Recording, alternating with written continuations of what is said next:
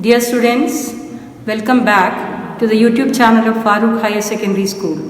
As you know, I am Nabisat Baby of the English department of Farooq Higher Secondary School. So in the first section of my class, we just went through the beautiful poem, a wonderful poem, Any Woman. Now I am here to discuss the writing area, writing section. So in the last class, we have gone through the structure and the theme of the poem in detail. Now we have to go to the writing section. So without going through the writing section, nothing can be reproduced for the examination. I just ask you to go through page number 14, page number 15 of your textbook. The questions in the discussion area, think and write, and let's discuss. I am sure that you would have enjoyed the beauty of the poem written by Catherine Tynan. So she just elevates the position of women in general and mothers who are full of sacrifice, love and devotion for the family. So come on students, let us go to the discussion area and think and write. Without writing, without a practice in writing, we cannot just have a complete knowledge of the writing skill, language, improve the English writing, better understanding, and language skill is improved only through the writing practice. I am sure that you have grasped the idea of the poem. First of all, let's go to the discussion area. Let's discuss. And before this let's discuss area, there is a very short questions including in the subtitle, read and respond. So these type of questions will surely enable you to bring out the best and go into the heart of the poem to understand better and answer all the questions in a very beautiful way. It will come out, your answers are going to come out with a full flow of language, with better understanding if you go to the heart of the poetry. So first question coming in the read and respond under the subtitle read and respond is mention the underlying ideas in the expression pillars of the house. As I told you, mother is everything, all in a house. Without a woman, without a mother, the house is incomplete. The home, the concept of home is impossible. The mother's presence is inevitable for the completion, for the concept of the home. So first question, I'll repeat, mention the underlying ideas in the expression pillars of the house. So as you know, without a mother, she is the all-rounder, she is all and all. Just like the pillars of a big building, of a huge building, which supports the whole building from falling down, which supports it to stand all the calamities and make the building strong. So just like that, the mother reinforces, she makes the family stronger. She reinforces, she strengthens the family, she strengthens the family ties, and she emboldens each and every family member to stand together. So the pillars of the house, just like the pillar, she emboldens, she strengthens, she enables each and every one to stand strong. Without the pillar, there's no house. Hope you would have got this idea. You have to write these answers in your notebook after listening to what I'm going to say. So question number 1 is complete. Now we'll pass on to question number 2 in this area. How does a poet portray the bond between a mother and her children?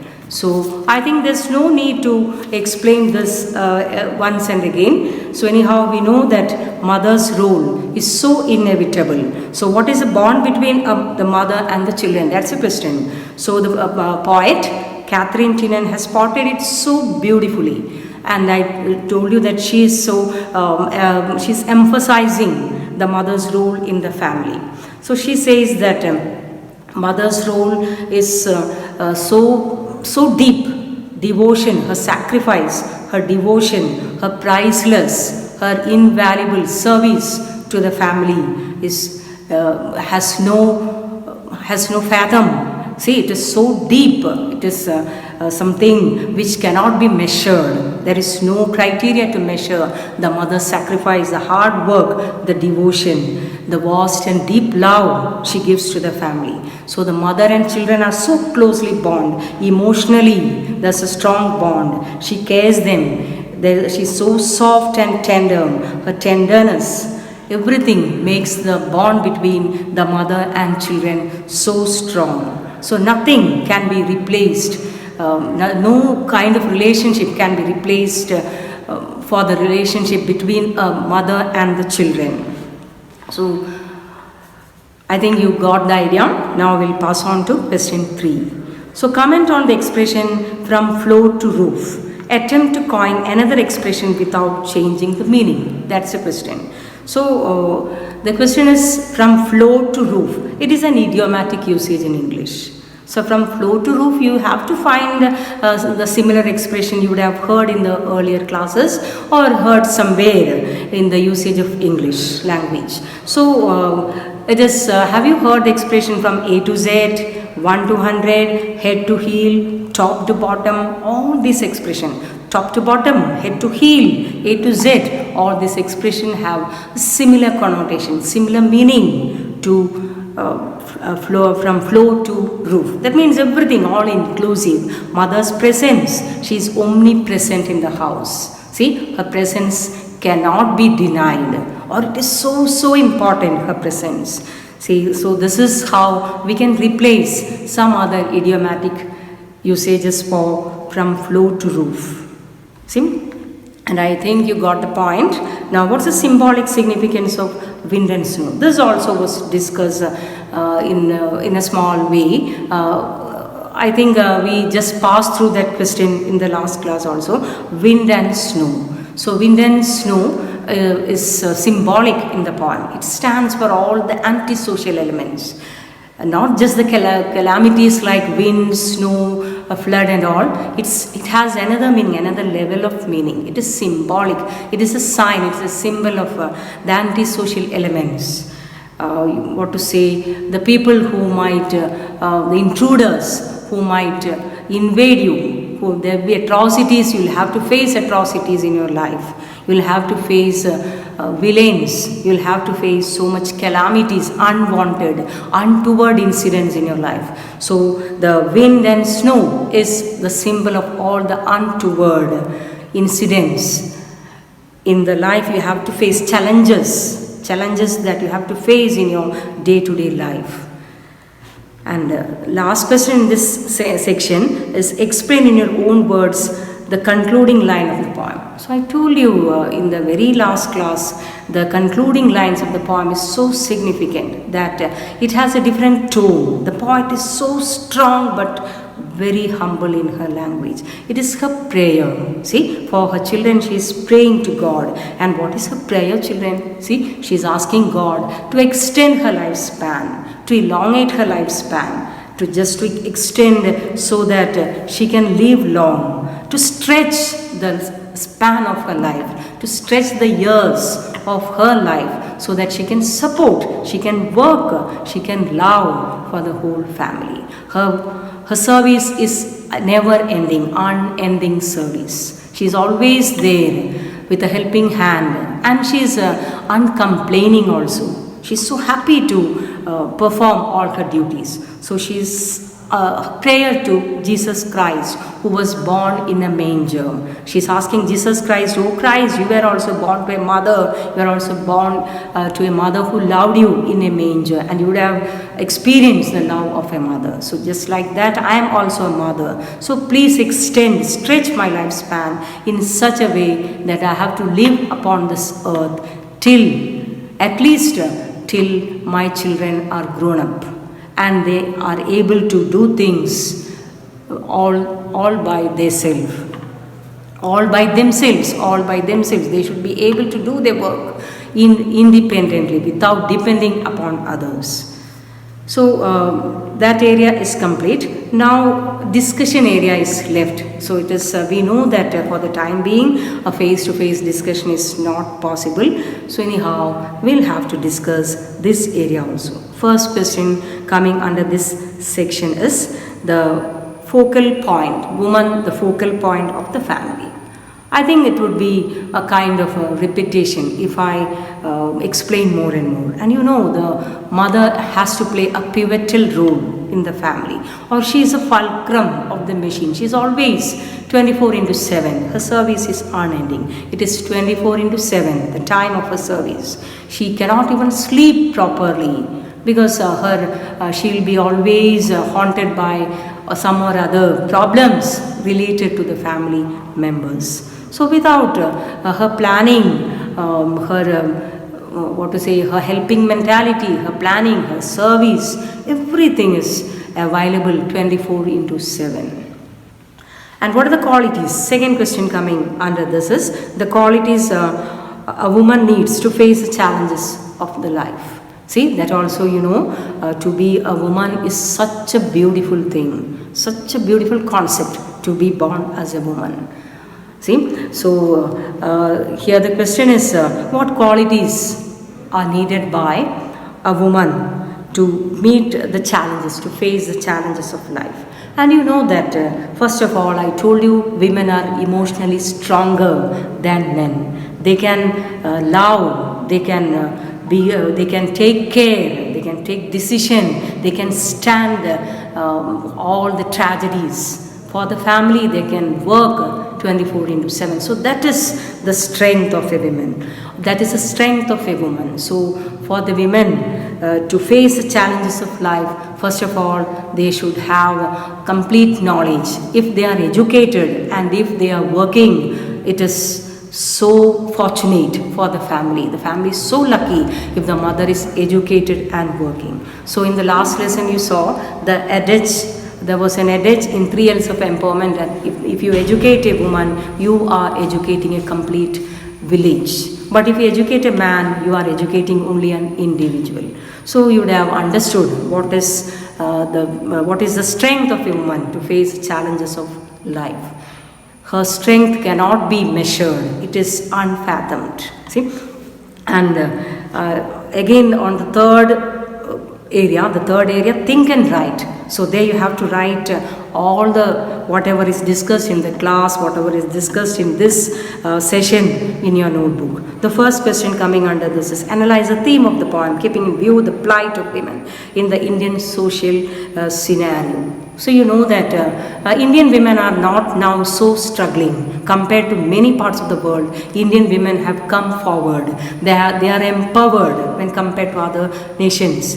We are somewhat empowered, but still we have not reached the target of complete empowerment, complete emboldenment. So we know that the plight of women in many of the Indian states, especially in Kerala, women are so free, so strong, and they can do anything and everything. They are capable of doing anything because education is the strongest point of their achievement.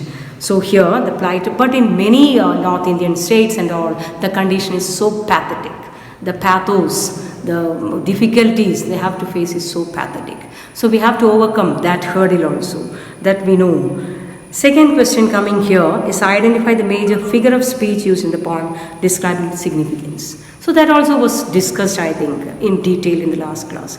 See, the whole poem is completely not just simile, it is metaphor. So the mother, she wants to emphasize that she is this, she is that, she is comparing herself to the pillar, the floor, the roof, what not, everything she is. She is a curtain, she is a person who spins the curtain, she is a warp and woof. She is the person who shake the down to their bed, and she is the door against, she is the wall against danger and all the calamities, all the unfortunate events one has to face in life. So this image, the most important figure of speech is undoubtedly metaphor. And you can see there are so many visual images. When throughout the poem you can get this. For example, the last 2 lines, Jesus Christ being born to the manger, and Mary, she was giving birth, Mother Mary giving birth to Jesus Christ, and the shepherds all coming to celebrate the birth of Jesus Christ. And the lady, Catherine Tynan, she is on her knees. she is on her knees and praying to God. You can get the visual image, and you can get the visual image of the house, the hearth, the whole family concept. Many visual images like she is there. I am the ring. I am the loop of the ring, and I am the supporting stone of the arch. I am the keystone of the arch. You can get the image of the keystone of the arch and all. So it is full of visual images too. Then last question in this area, I think it is, what is the quantum of work done by a woman in a household? Can it be reduced? How? See, what's the quantum of work done by a woman in a household? That you all might be knowing. Women are able for multitasking. I told you, especially working women, they have to work in their office, work in house, and again look after the whole family affairs. They have to take part in the planning of the family, looking after the family, raise the fund for the family matters. So their role is so important. The quantum of work, and in addition, they have to do all the usual chores like cleaning, cooking, all these things we have discussed. So how can you reduce it? That's the question. So just imagine the picture of your mother. How can you help your mother to reduce the quantum of work? For example, you might be children, and even then in between your studies you can find out some time to help her in cooking, cutting vegetables, washing vegetables. Then help your mother to take your clothes to be washed, and maybe in a washing machine, or if it is hand washing, you can help them in that task also. Time is so important, to spare the time of a mother, to give more importance to other areas like the social affairs, like the family affairs. She should be totally free from this household chores, which takes a lot of time, like cooking, washing, cleaning, and you can do some work like making your beds. And your father also can take his own role by reducing the time, they can cut short the time spent in the kitchen. So you can do all these things. And nowadays we are so fortunate that there are a lot of machines, just like mixer, grinder, washing machine, whatnot. And if the mother is educated, and if she is an earning member, all these things can be bought, and the difficult task in the kitchen, the household chores, the task can be reduced. So this is how we have to love our mother. We have to remain together in the family and help our mother to reduce her burden inside the family.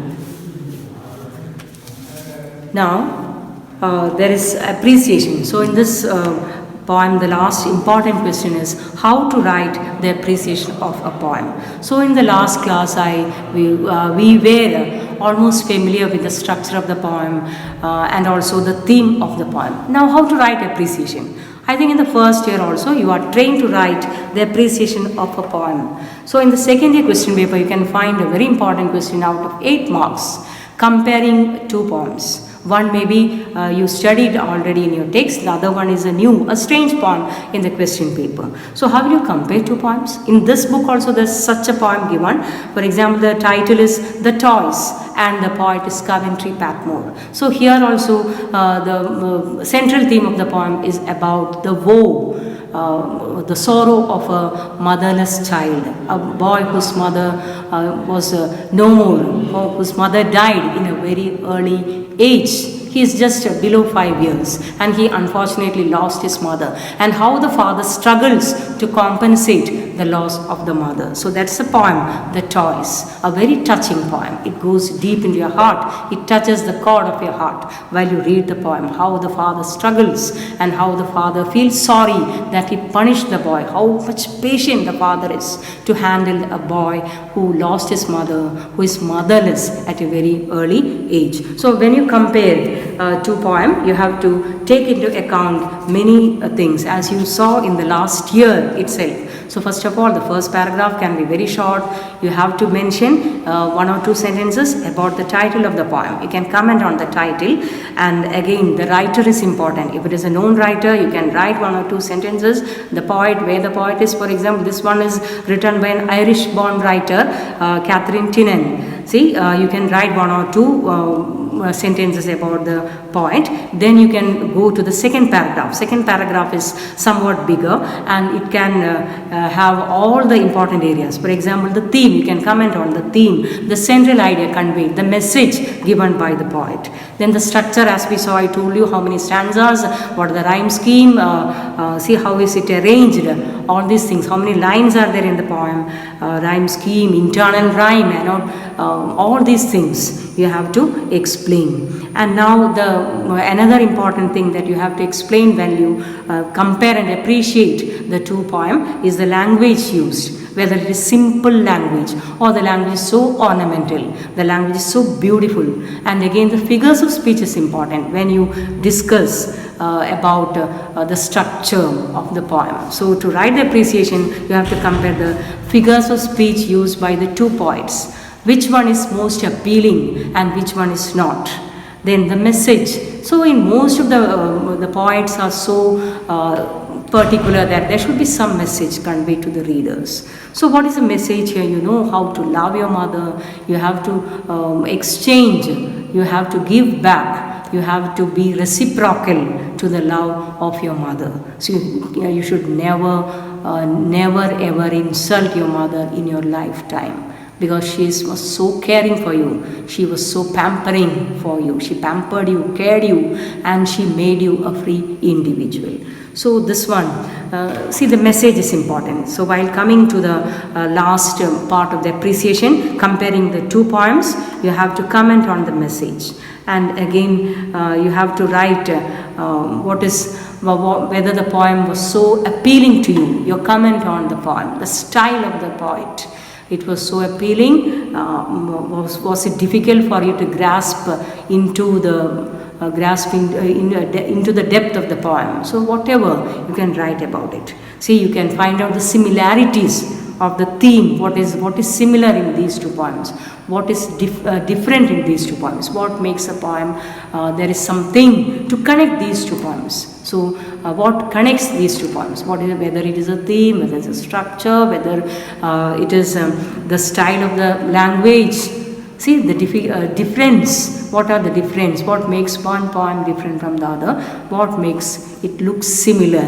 And what is the connecting factor? All these things can be mentioned. So, and you can wind up the appreciation. So dear students, go through a new poem given there, The Toys by Coventry Patmore. As I told you, the central theme of this poem is about a child who lost his mother, was so unfortunate that his mother died while he is an infant, and how the father is struggling to keep his mood, to keep him moving. See, he's so much regretful that he punished the boy for doing such an offense. See, he thinks that he has done a great offense by punishing the boy who is such an infant. See? So I think we'll have to wind up the poem, Any Woman. So go through the whole text once in detail, and if you have any doubts, you can come to the next session. You can get ready with your doubts, with your questions, so that we'll discuss everything in detail. Okay, students, for the time being, thank you all.